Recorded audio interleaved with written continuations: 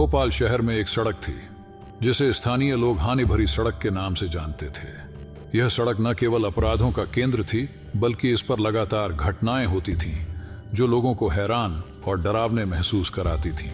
इस सड़क की कहानी भी काफी डरावनी और अजीबोगरीब थी। सड़क का नाम सुनते ही लोगों के मन में अनेक सवाल उठते थे, क्योंकि इस सड़क पर हर रोज कोई न कोई हादसा होता था और बहुत से लोगों की मौत भी इसी सड़क पर होती थी। इसके बावजूद लोगों का परिचय तो इस सड़क से होता था, लेकिन वे उसे से बचने का प्रयास करते थे। इस सड़क का एक विशेषता यह भी थी कि रात्रि के समय यहाँ काले जादू और संवेशी शापित घटनाओं की खबरें सुनाई जाती थीं। लोग बताते थे कि रात्रि में इस सड़क पर आत्मा और भूत प्रेतों की चीखें सुनाई देती हैं और कुछ लोगों को यहाँ डरावने चेहरे भी देखे गए थे। इस सड़क की कहानी में एक रात की घटना है जो लोगों को भयानक और चौंका देने वाली थी।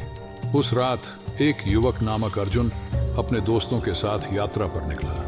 वे सभी मिलकर रात्रि के समय में सड़क पर चलने का निर्णय किया। सड़क के किनारे उन्होंने एक छोटे से धार्मिक स्थल को देखा जहां एक पुराने मंदिर का स्थान था। लोग अक्सर इस मंदिर के पास जाकर प्रार्थना करते थे क्योंकि इसे एक शक्तिशाली और सुरक्षित स्थान माना जाता था। उन्होंने सोचा कि उन्हें भी एक बार इस मंदिर में जाकर देखना चाहिए। अर्जुन और उसके दोस्तों ने मंदिर की ओर बढ़ते हुए एक अजीब आवाज सुनी, जैसे कोई चीख रहा। वे सभी हैरान हो गए और वहां जाकर देखा तो उन्हें एक भूतिया आत्मा का सामना हुआ।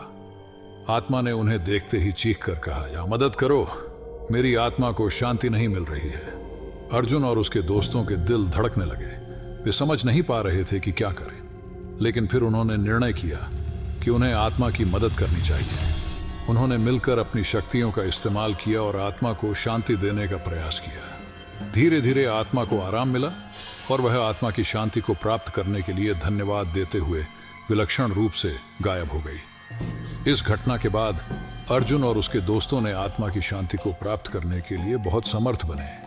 उन्होंने समझा कि हानि भरी सड़क के पास केवल डरावनी हादसे ही नहीं होते हैं, बल्कि वहां आत्माओं की भी शांति के लिए आवाज बुलंद होती है।